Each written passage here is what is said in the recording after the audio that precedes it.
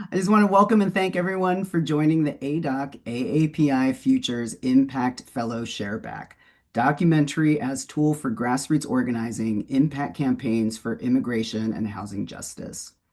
I want to let you all know a few things first. We have closed captioning available, so if you want to choose that function, it is on the bottom row of your Zoom player. You can turn that on.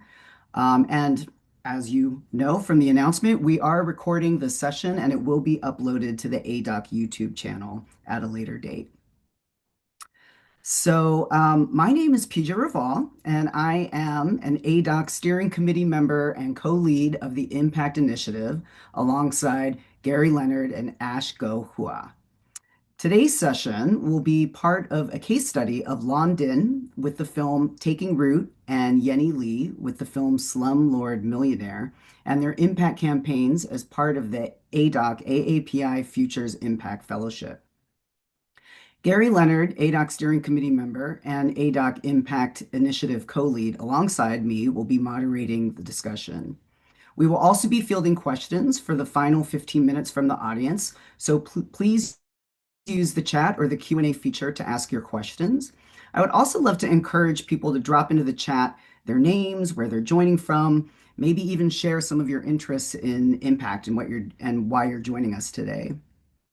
But before we begin, I want to do a little bit of level setting about ADOC and the ADOC's Impact Initiative and more about this inaugural Impact Fellowship.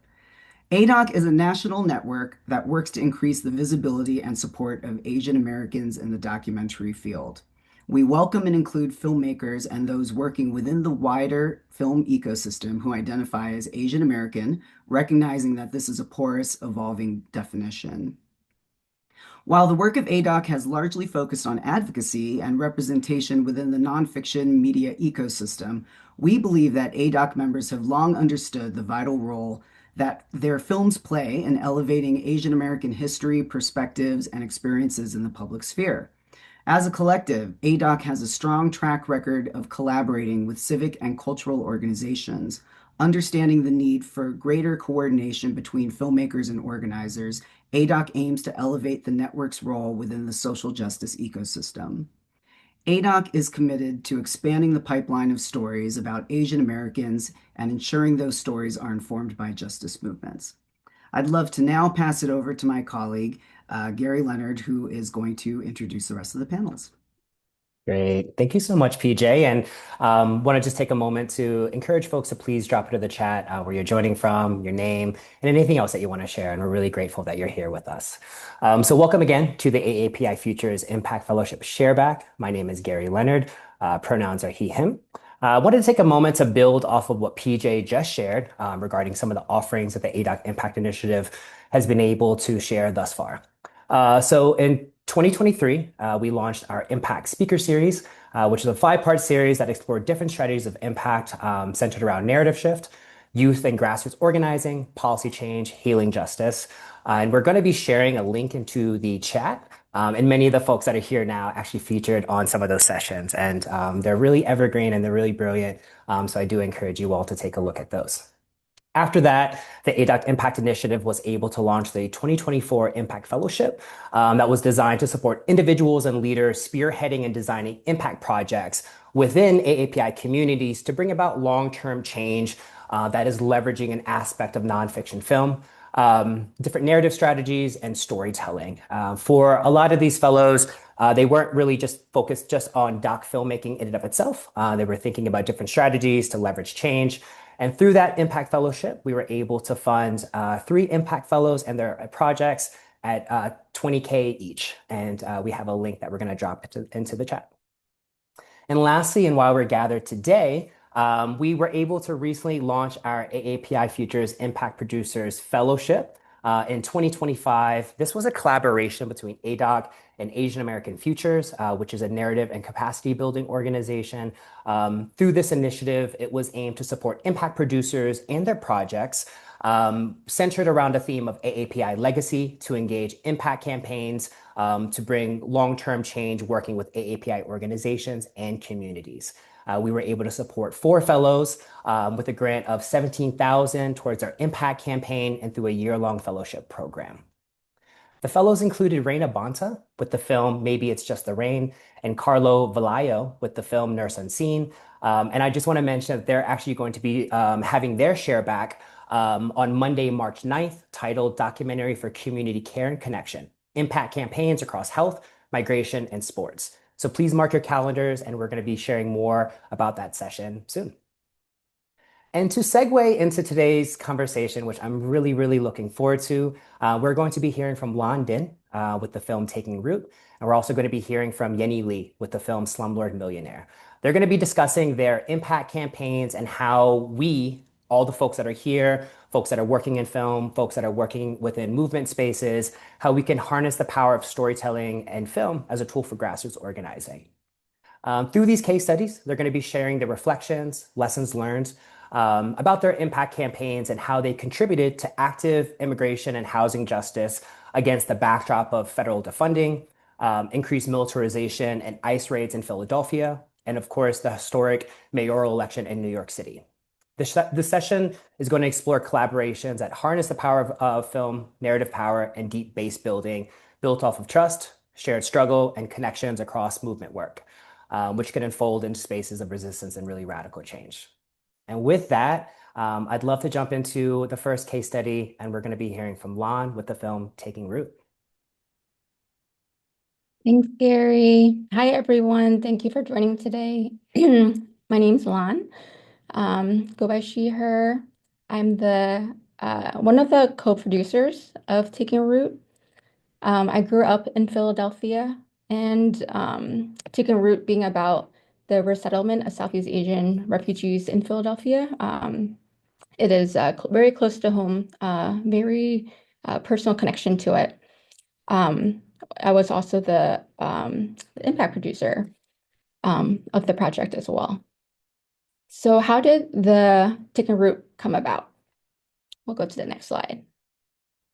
So we started in 2021, and this was actually, so my background is in community organizing, and I came about Taking Root while I was during my sabbatical, but I knew that I wanted to partner with Viet Lead. That was the grassroots organization that I co-founded, because I knew that the impact of the documentary could only be as strong as the base building that we built around it. So it was really important for me that we infuse the values of centering community throughout the creation process.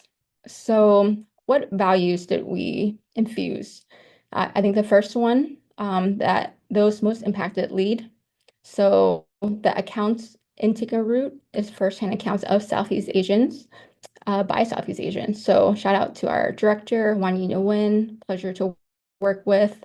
And throughout the process, just checking in and making sure with our interviewees that they felt good about the narrative that was growing. We also really centered political education. We did this through trauma-informed storytelling, and we also developed viewing guides. You'll see on the right, although we touched on a lot of different topics, it could take forever to go deeper and deeper into all the different areas. So we also developed a viewing guide that went deeper into each of the different areas, so people could deepen their political education. Shout out to Claire Nguyen, who worked on this. We also focused on language justice, really wanting to make sure that the film was accessible for our intergenerational community. And so this was actually a huge, where a lot of the money that I got from the fellowship went towards was through the subtitles and the dubbing in Vietnamese, Khmer, Laos. We're also working on Hmong, and we're also working on Spanish too. So that's the hope for the next few years.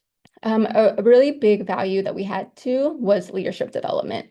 So, how in the creation of the film are we base building and building collective ownership of the film? So one of the things that we did was we worked with high school students And we trained them on the content of the film, and they were actually the interviewees of the interviewers of the documentary. Here's a quote from Kenny, one of our students.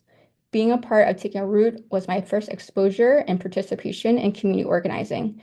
This taught me the necessary people skills and teamwork experience that I rely on today in my community organizing and work as an educator.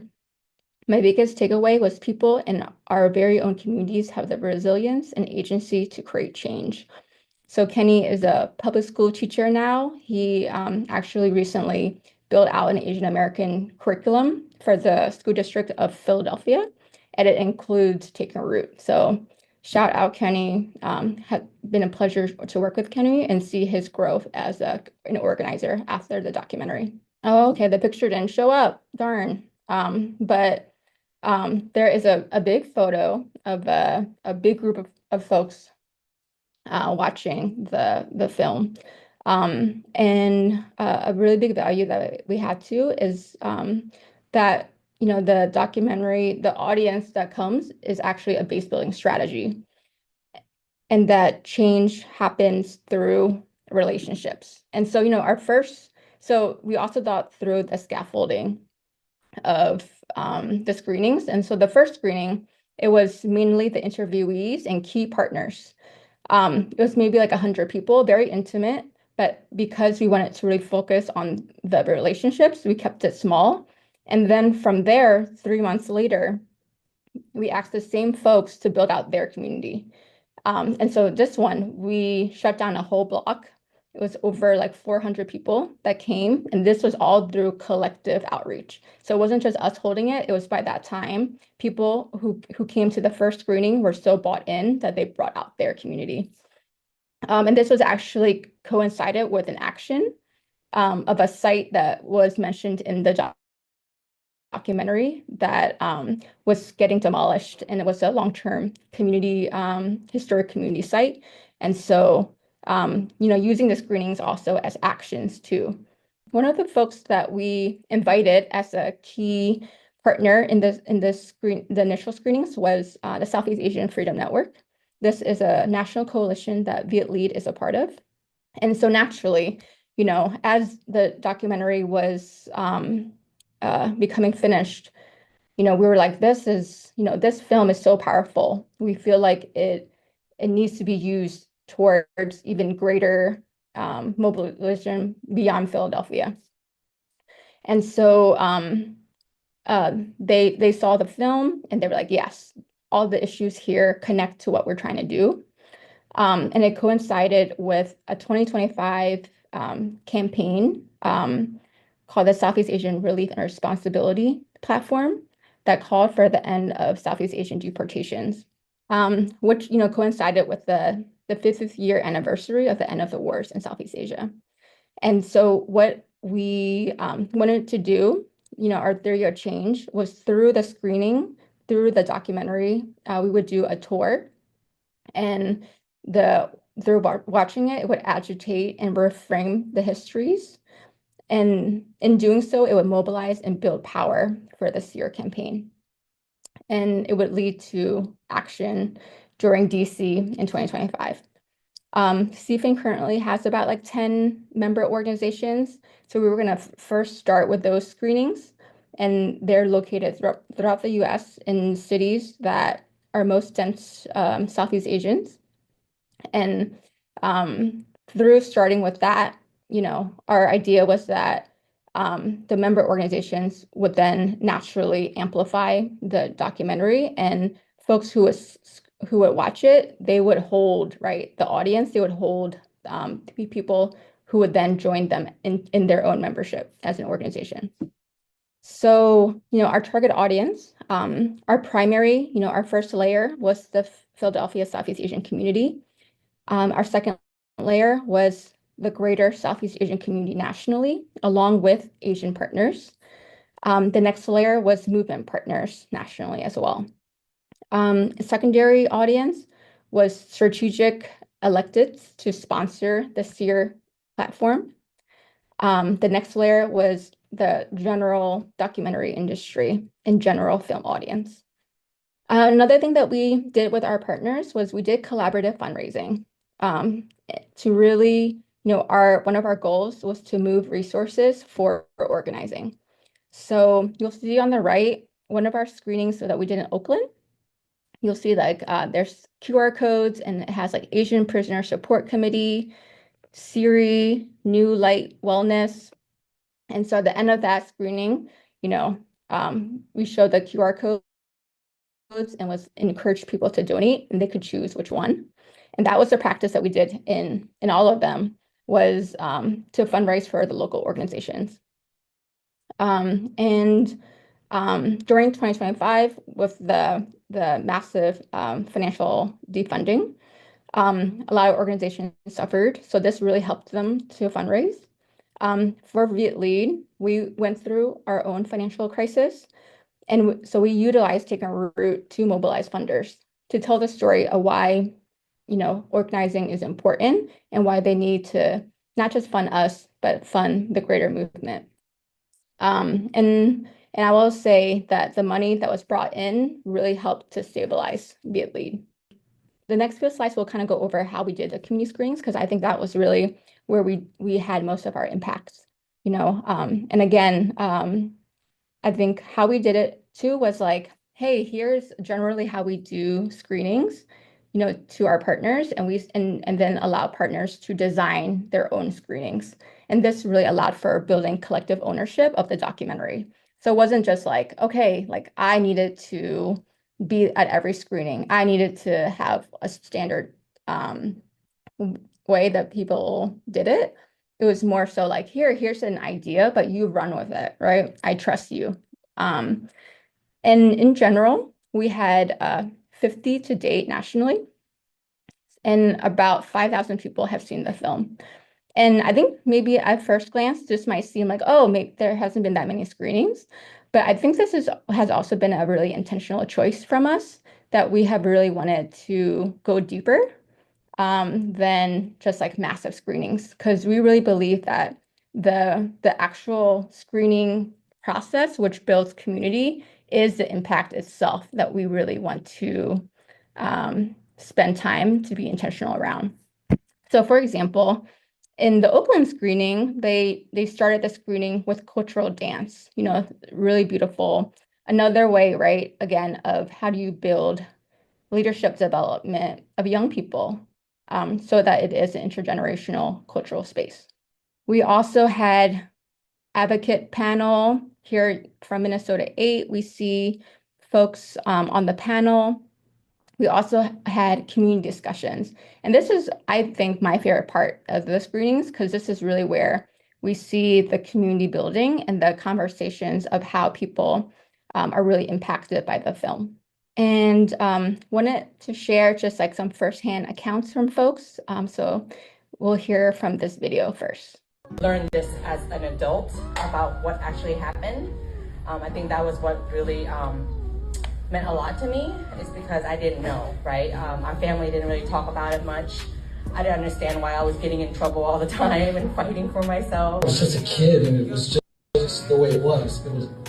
I just thought, like, that's my family, that's where we go, that's what we can do. And it was interesting seeing like so many other people talk about the same things that I've like heard growing up, and also like from different parts of Philly and different ethnicities. So we really see, right, in terms of measuring impact beyond quantitative, in terms of qualitative, what we saw like happening within our audience, that we really saw a sense of pride being built. A lot of folks saying that they hadn't heard these stories, but that they're now proud to be a part of the lineage. People expressing, like a increased sense of agency, of self-determination, of like, whoa, I went through this, but I never understood the political framework, the political analysis, right? And then now people are like, what can I do now? So that's usually the biggest thing, was like at the end of it, after all this agitation, people are like, what can I do? And that's why it's really important that we then connect people to organizations that can hold them. And then, the healing. I think this was probably the biggest impact that I felt happened, was people feeling like, yeah, they really want to go back, talk to their families, increased feeling of like compassion for what their parents have gone through. Another big impact was that Taking Roots created shared language for our Southeast Asian movement. We're going to hear from Nyup Tran of Khmer Anti-Deportation and Advocacy in Seattle during a rally to bring her husband, Tuan Pham, home, who is currently detained right now.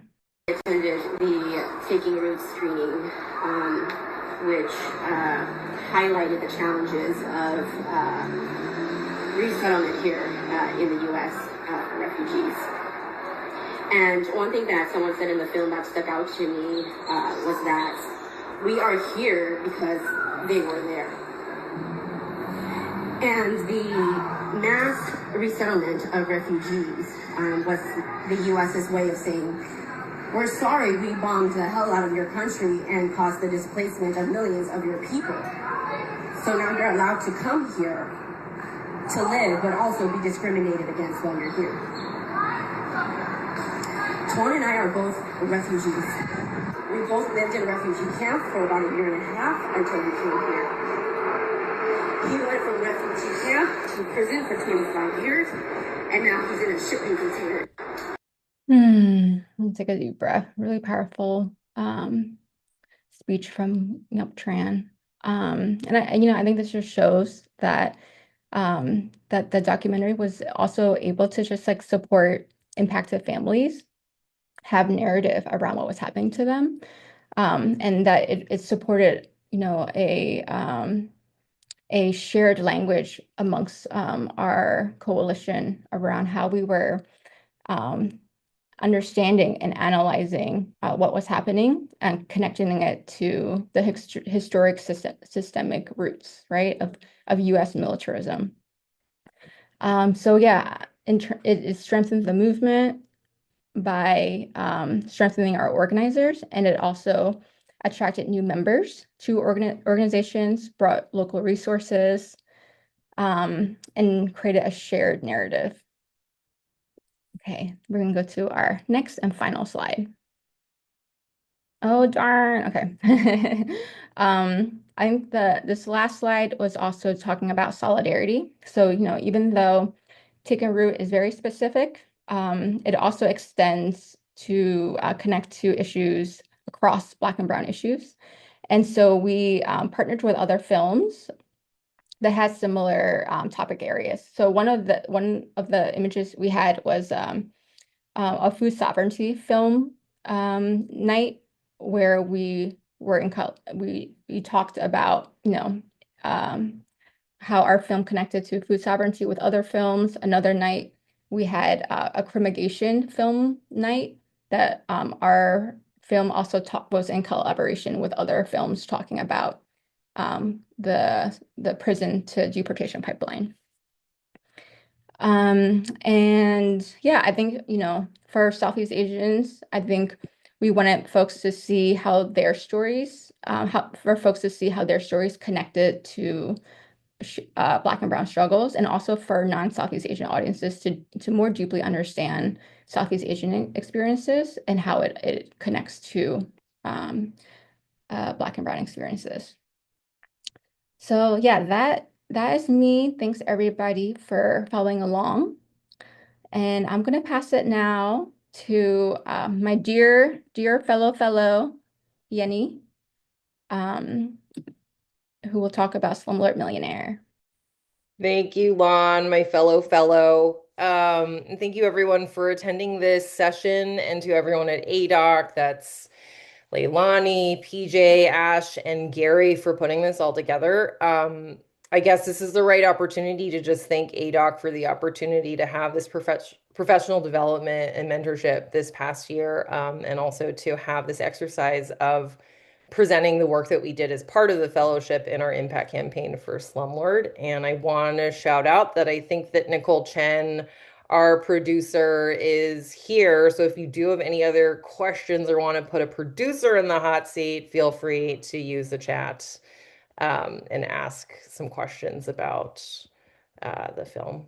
Anyhow, so let's jump right in. So we'll go to the next slide. I'm actually going to, yeah. So Slumlord Millionaire is, yeah, Nicole in the hot seat. Slumlord Millionaire is a documentary that was broadcast on PBS, directed and produced by Steph Ching, Ellen Martinez, and then produced by Nicole Chen. And I guess this is where I add my credit. It was impact produced by me. Quickly, I'll just say for those who haven't seen the film, which is available on PBS YouTube currently, explores the rapid gentrification of New York City neighborhoods and the housing crisis sweeping not only New York, but the nation. Median rents nationwide are higher than ever, and in Manhattan, the average rent is now almost $5,000 per month.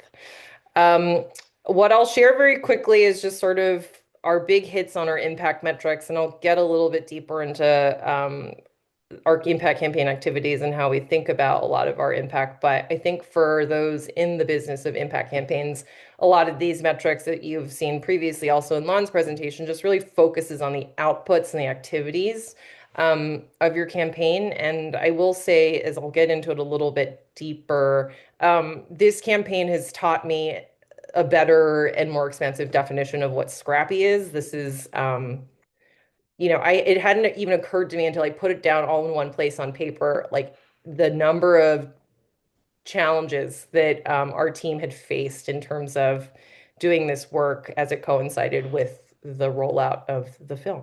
So we'll go to the next slide, which articulates our goals for our impact campaign. And this is actually the identical exact language that we put together in terms of identifying what the purpose of our impact campaign is. And one of the motivations of why I wanted to work on this project was that for Steph, Ellen, and Nicole, their motivation to make their film always had a social impact goal. We knew that the campaign had an opportunity to bring the film to audiences of different communities or individuals that we feel would benefit greatly from watching the film. But specifically, I would say that at the time, in sort of a moment where we were thinking at the largest level of rhetoric with what we wanted to do, our goal was, as we outlined here, to highlight the growing national housing crisis, to accelerate the movement to protect housing and tenant rights across the US, and to mobilize voters to support rent reforms. The last bullet I'll say around mobilizing voters had a lot to do with the timeliness of when we knew that the film would be distributed and how it lined up with the New York City mayoral primary and elections. And so that was sort of a specific to New York City goal that we wanted to ensure that we prioritized as part of our impact campaign. As it relates to this fellowship specifically, one of the things that I felt very personally invested in is kind of tackling this concept of the housing model minority myth, which is to say that a lot of Asian American tenants in this country struggle from many of the biggest, most insurmountable and illegal challenges that tenants are facing in our biggest cities. And so I had learned from a policy perspective how a lot of the sort of average knowledge and statistics around who struggles when it comes to being in precarious or difficult housing are actually the elderly in Asian American communities. So there was a very concerted effort into trying to unpack that and redefine and educate audiences on who exactly is the face of the housing crisis. And it really is mostly everyone, but sort of overlooked when it comes to the individuals that appear in the documentary. It seems a bit obvious, but I think it was important, as inspired by Lon's framing of Taking Roots impact campaign, which is that because the impact campaign coincided with the broadcast of the film on television and also online, it should be stated that our first audience were all of public television viewers. Here I note that there were 118,000 plus viewers. This is actually from its YouTube availability, which has only been online since the end of November.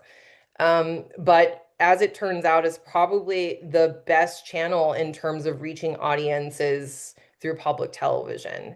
I'm about to go through a timeline in terms of like how this all sort of like happened together in an ultimate year of just massive federal mandates and executive orders. But I wanted to remind myself as well that in many ways, an impact campaign is about identifying the impact audiences, but In this case, as it coincided with the film's distribution on broadcast television on PBS, I think our principal audience was actually public television viewers.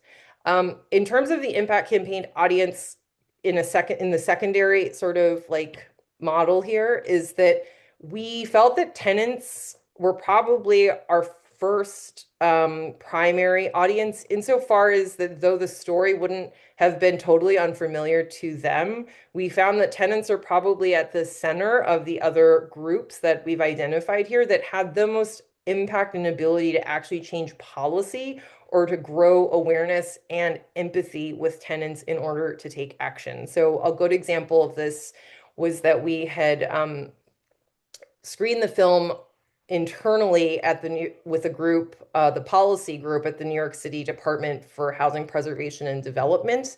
And as part of their professional learning day, and as we discovered, most HPD employees never actually get out from behind their desk and survey a lot of the living conditions that the average tenant in New York City experiences. So this film was actually maybe the first time they had seen a lot of the conditions of New York City housing firsthand. And though it felt very obvious to us, like, how could you not know?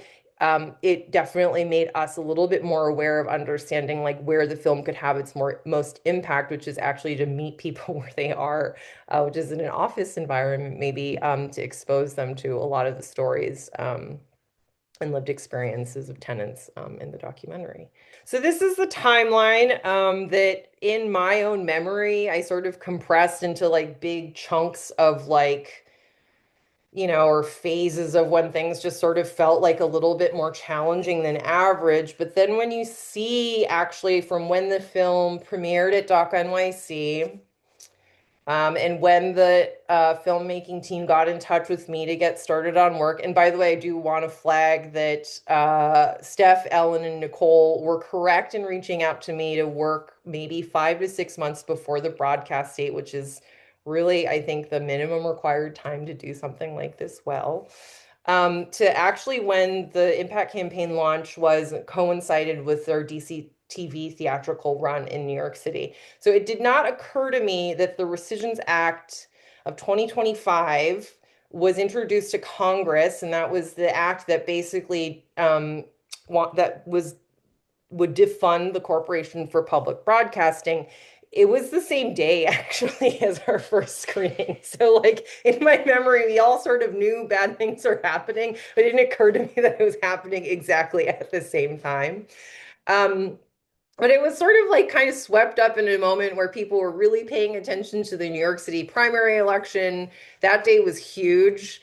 I live in Los Angeles. I'm not even a registered voter in New York City, but I do remember just this massive elation on the 24th and also getting these incredible photos from like Gary, Nicole, Steph, and Ellen, just like everywhere in the city enjoying the results of that election together and having that sort of be a moment in my memory of this Impact Campaign where essentially we kind of knew the issue space and we saw the potential for how this could change, right?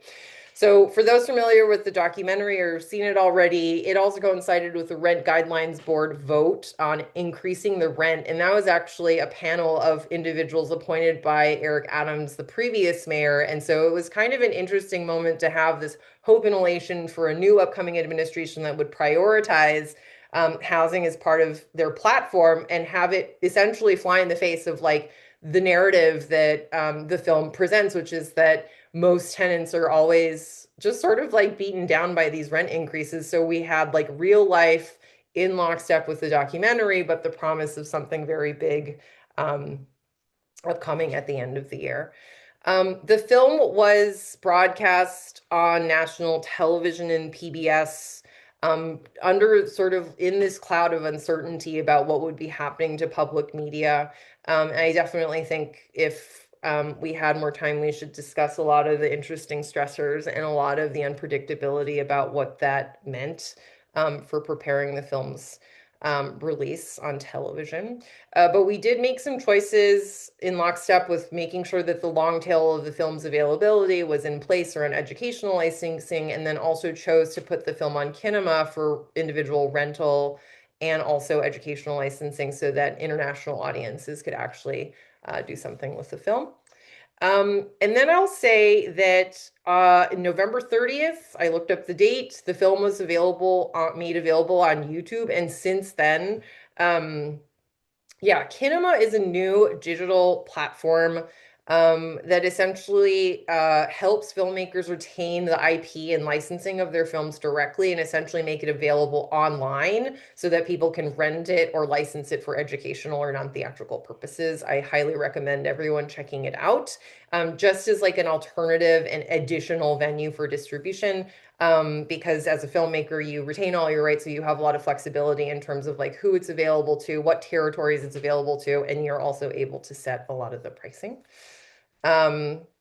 So since November 30th, the film has been seen 118 times, which is just really an insane number, I'll say. And I'll just go ahead and say it, and like anybody from my team who is on this call can clarify, like it was really shocking. I think we all knew that the film had a huge audience, but it wasn't until PBS published it on YouTube that we really knew how large that audience was. So that's been like very interesting and rewarding to see. Let's see. I'm gonna hold that question for later, and I'll let Nicole help answer that too when we get to it about revenue. So this timeline is really just meant to illustrate that there was a lot going on, and I think in terms of like, you know, I'll out my own sort of like political persuasion here and my dedication to the importance of the federal funding of public media. It was a very challenging and uncertain time, and I would say that a lot of our team's ability to just sort of put one foot in front of the other and have this vision for how the film could be made available for an impact campaign, but also for its social impact purpose, was completely undeterred. But it wasn't without its challenges, and had some pretty material effects on our ability to fundraise, for example, for our impact campaign. So let me get into a little bit of that, and then folks can give me a time check. I think I need to wrap up pretty soon. So here are some images of our DCTV theatrical run. We were able to curate 3 nights with dedicated Q&As with all of our main partners that appear in the film. So in the middle, you'll see a panel with Fifth Avenue Committee and the Bravo, Fabian and Samantha Bravo, who appear in the film. And then on the right, with the team behind Momita Ahmed's city council election, along with Cynthia Nixon for all my Sex and the City fans or Gilded Age fans, who was a big supporter of Momita during her campaign, and was able to volunteer as a moderator, really in the lead up to the mayoral primary. So it was a very exciting time to have these impact screenings, because everyone was just sort of in a moment where we felt very hopeful and excited about what would be possible with a new mayor like Zoran Mamdani. We'll just go through the next slides pretty quickly, just other images of these screenings.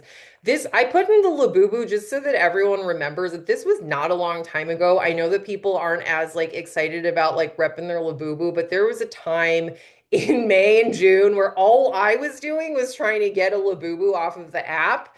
And then also apparently like making sure the Labubu were out there fighting for tenant power. On the left, you'll see that this is the red guidelines board meeting that I think, is it Steph or our community manager Ricardo was at?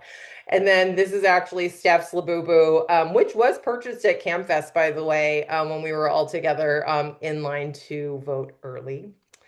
Let's see, let's go to the next slide. This is actually a wonderful community screening with CAV, Organizing Asian Communities, which appears in the film. Many of its members appear in the film. But this is a regular sort of like activation that they do in the Lower East Side Chinatown neighborhood that appears in the film. And so it was really wonderful to be able to give the film to them and do what they wanted with it. And also with their language capabilities to dub the film in real time. Is that something that we're still working on presently. On the next slide, it's just an image of just our beautiful team.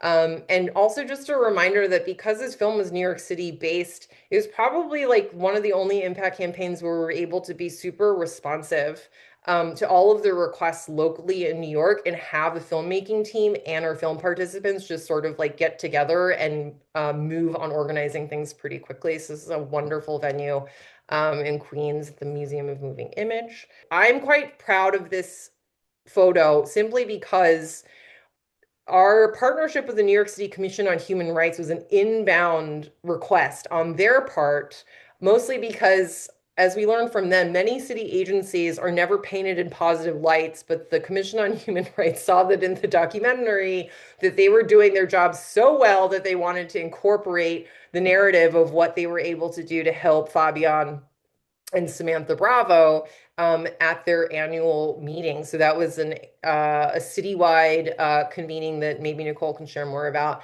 that brought everyone together to essentially watch some clips of the film and then discuss their experiences in fighting the racial discrimination at the hands of their landlord in the film. The next slide, I think, is about our outreach strategy. And so related to the timeline, I don't know if anyone remembers this. One of the first actions that President Trump took was to essentially roll back a lot of DEI programs and federal funding, meaning that there was a massive and immediate chilling effect on most philanthropies and all of their grantees around essentially responding to this executive order that essentially put a lot of scrutiny on nonprofit organizations in terms of where federal funding was going. And so that coincided with our initial fundraising for impact campaigns. And I guess I'd always known that fundraising for impact campaigns is pretty challenging, but we discovered that the chilling effect was almost like just depressingly bad. A lot of organizations, a lot of program officers all but told us that they couldn't take a legal risk to contribute to any impact campaigns that would then sort of put their own organizations at risk. And so we pivoted pretty quickly around stopping our outreach for fundraising and instead decided to sort of what I'm calling a snowball approach, which is to really be as responsive and enthusiastic about a lot of the inbound requests. And what I'll say is that, like, from that alone, we had 20 nonprofit organizations that wanted to host screenings, and very local to New York City, and also with like 2 elected officials that our filmmaking team had relationships with. I think Steph is actually a registered voter in Councilmember Alexa Avales's council and district, but I think we were a little nervous about what would happen, but we discovered that there was still a lot of local interests and partnerships that we could explore. So I wanted to share our budget because I feel like one of the common questions that I receive about impact campaigns is like, what's your timeline? How early do you need to start? And then like, how much funding do you need to make this work? So I'll just preface this by saying that this fellowship's grant was so instrumental, as Lan was saying in her presentation, like so instrumental in our ability to have an impact campaign at all. It has now spanned a little under a year, but we're continuing to do work on it just because I feel very personally committed to the issue. I think there's a lot more we can do with it, but a lot of what's not represented in this budget, of which the predominance is actually just around film participant honoraria and then also our staffing. I will say very quickly, though it was very nominal, we hired a social media community manager for a few weeks, and he was able to really help grow our presence online in a way that I thought was pretty instrumental in driving people to our theatrical run, and then also having some coverage for a lot of our other campaign impact screenings. But I can't quantify, though it is pretty large, the amount of volunteering time that our filmmaking team and myself have put into this, and it really has been a labor of love. And if I can like admit that I've just loved working with filmmaking teams so much, it sort of gives me a weekly or bi-weekly excuse to catch up with everyone. So this is just, I want this to be instructive to people to see like how our costs broke down. And really, as I had said earlier, that like Scrappy doesn't even cover like what we were able to accomplish because it's like a 22,000 budget. So someone has asked the question, like, how long did it last? So we prioritized our theatrical run screening. So we basically spent most of our money up front in the first like 3 to 4 months of the campaign because we wanted the campaign to really help build into the broadcast schedule in July. So in terms of how long it lasted, was just about like 3 months between when it was granted and then when we did our theatrical run. I guess the last slide is really just around like insights that other people, there's many. I'll pick out maybe like a couple. So I had mentioned already that, we had to pivot pretty quickly around not doing outreach for partnerships, really just for a lack of nonprofit organizations to really move and provide their own capacity and support for these events. So I really recommend this snowball approach. I know that Lon had said that, the emphasis on qualitative testimonials is super important. And though you look at numbers and you don't think the numbers are really large, like don't underestimate the importance of like going deep instead of going wide and shallow. I know there's some sort of phrase for that.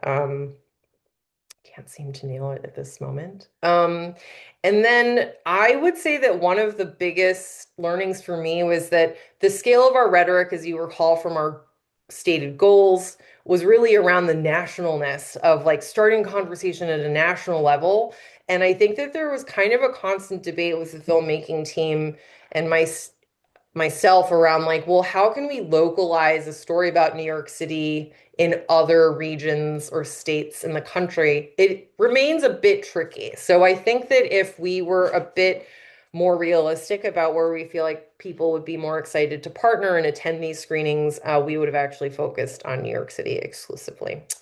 So yeah, and then I just need to share this last thing, because from an impact perspective, we're seeing that though we can't create, a straight line in terms of like our impact campaign and the impact it's had on the narrative change, especially in New York City, but like deed theft was like a previously sort of underreported issue that predominantly impacted like Latinx and Black homeowners in New York City. We're starting to sort of see it move through the noise in a lot of local reporting. And Chiose here actually just hosted a rally a couple weeks ago and was on NPR about deed theft specifically. So we do feel like Slumlord Millionaire and its impact campaign has put deed theft in the public square.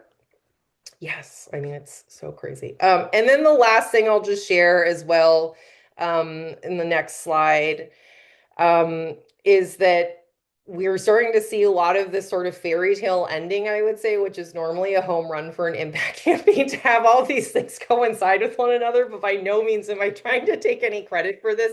But it's a very exciting time to see within a year of the film's release to see like what other movement is happening around the very issues that present in the documentary.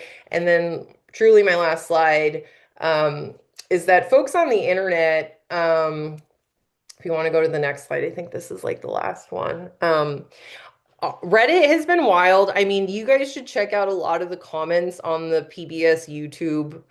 Go on the page because the comments I think are just really illustrative of the kinds of like solidarity and potential for change that just really resides among like interested viewers. But this is on Reddit, and if you want to hit the next slide, Leilani, you'll see that someone had a problem with their apartment and their landlord is really awful. And then literally someone suggested that Slumlord Millionaire has to be a part of a rental agreement on the part of landlords. And I just found this so heartwarming and practical because this is sort of, I would say, like any impact producer's wildest dreams, which is that people would actually recommend a documentary as required reading for a landlord or for an impact audience. So I think the next slide is just my contact information, but I'm going to stop and I know I'm over. So thanks everyone for your attention.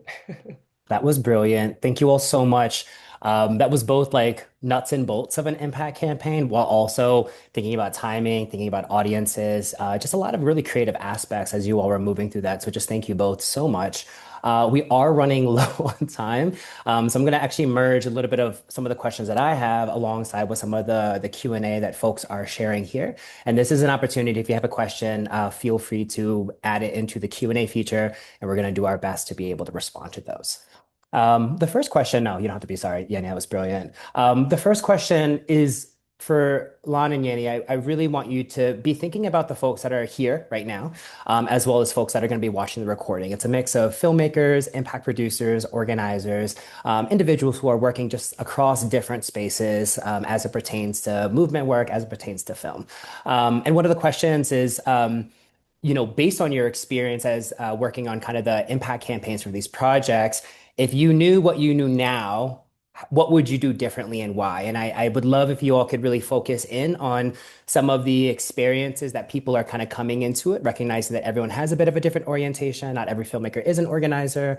Not every film is really kind of impact centered. Not everyone has resources as well. So just are there any both lessons and reflections, but really what you know now, how you would share that with folks that are watching this recording that they can take away for their projects, their impact work, working with different organizations? Yeah, I can go first. Yeah, so, I think going through the fellowship, it was really affirming. I didn't know what impact producing was.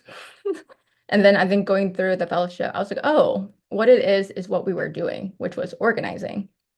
So I think in terms of, incorporating community at every step, those things I feel really proud that we were able to think through in the beginning and like would continue to do that. I think what I would do differently is like I didn't know all of the documentary kind of just broader things. And I think my thing I would tell organizers who are doing, filmmaking is to understand that. I kind of think it's like both worlds needs to understand each other. Like organizers need to understand the film world and film world needs to understand organizing so that it can work more together. Because things that I didn't know and I had to learn later really messy is like theatrical release, film festivals, distribution. Like those were the things that I did not understand and like learn from my fellows and from the ADOC mentors. But I feel like if we actually understood that from the beginning, we could have also just thought through that better so that it could have also been somewhat incorporated into our overall strategy and not as like an afterthought. Even though, leading with community first, still feel like that was important, but I wish I knew all the other stuff too. It seems so obvious, but having like a really focused campaign strategy around New York City, I think. It just seems so obvious that seems a little dumb, I think, to like explain that now. But yeah, if I had just felt empowered to just focus on the biggest city in the United States, like I think that the scale of Frederick was sufficient. And I think we should have just gone with that. Thank you. Okay. So the next question, I'm just going to read these out loud for folks that are watching the recording. I'm going to fold in my question as part of this too. So have the views on PBS's YouTube generated any revenue for the film team and for you all to be able to continue your impact work? And the second part of that, Lon, you mentioned some of the collaborative fundraising that you, alongside Viet Lead, the organization that you are part of. Is there anything that you want to offer up for people that are going to be watching this that could be helpful for them as they're thinking about collaborative fundraising approaches, further impact campaigns, as well as fundraising for organizations that are, on the front lines doing the work? So I'll answer this rather directly, and Nicole, please chime in the chat. There is revenue that our filmmaking team has not seen. And a lot of that is structured because it was a project that was funded through PBS and Latino Public Broadcasting. So in theory, there could be, but I don't think that was part of the grant or the deal structure. One of the things I will say that's like sort of tough is like as an impact producer, I always like to put revenue goals as part of our impact campaign outputs. And normally we see that in terms of conversions across platforms. So people might watch it on public media, then they'll, want to buy a license for an internal screening at their organization or refer a rental. We haven't seen a lot of that conversion happening. There's no way for us to quantify it either, but specific to YouTube, no, we have not. There's so much money out there, y'all. I had to remind myself this, right? There's just so much trauma around money. And totally, just as Yennie said, a lot of the work that we did around this was like unpaid. And like there's money out there and we need to resource our movements and our work, right? And so I think there's ways to be creative around it. I think something that we did, again, right, because it was a collective ownership of the documentary. So all of our partners nationally, there's local funders, right? There's local, regional, national. And so a local funder in Minnesota wouldn't fund us, but we told our partner in Minnesota, hey, use this film to fund yourself. So everybody used the film for local fundraising and then like regional, and then there was national. So there is money out there. You just have to be creative with it. And like Yennie said, it's really important that we fundraise for the impact producing work, because it did, like for the first year, it was all volunteer and it was really hard and it limited our capacity. But in terms of this year, because of the federal cuts, look, like Viet Lead, we were in a financial crisis. We didn't even know we were going to exist another year. But thank goodness, like for the screenings, and that was a way that we were able to talk to funders, and it really did bring in enough money that we were able to stabilize. And it was also our community, right? So like, yes, there's funders, and sometimes we don't want to ask our community, but we started doing grassroots fundraising, and I think we brought in about 20K just locally in Philly for Viet Lead through the screenings. We are at time, so I totally understand that folks do need to hop off. But perhaps what we can do is merge these last couple questions, and then we'll go ahead and wrap up with ways to reach out to folks.